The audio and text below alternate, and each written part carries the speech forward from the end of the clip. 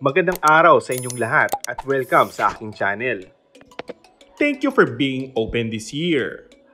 Ito ang thank you message ni Julia Montes para sa sarili na sinabi niya sa kanyang live guesting sa Fast Talk with Boy Abunda nitong Huwebes ng hapon.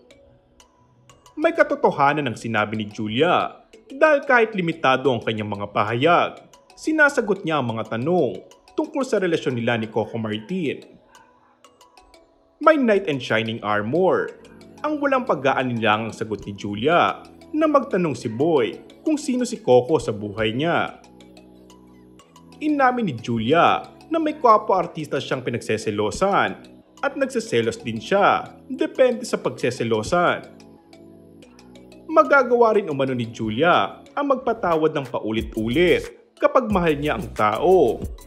At ayon sa kanya, masayang masaya siya ngayon. Lovable at mas malambing ang pagsasalarawan ni Julia kay Coco at di umano nahanap niya na ang kanyang the one.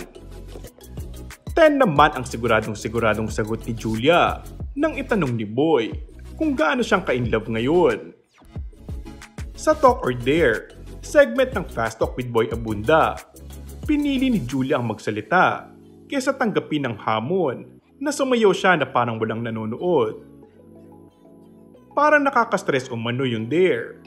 Reaksyon ni Julia sa tanong na kung engagement o wedding ring ba ang suot niya nang dumalo sila ni Coco sa ABS-CBN Ball. Let's cross the bridge when we get there. Yun lang. Pwede ba yun? Okay na yun.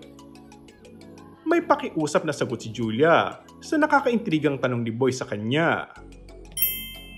And that's all for our today's video. Kung bago ka lang sa aking channel ay mag-subscribe at pindutin na rin ang notification bell. Maraming salamat!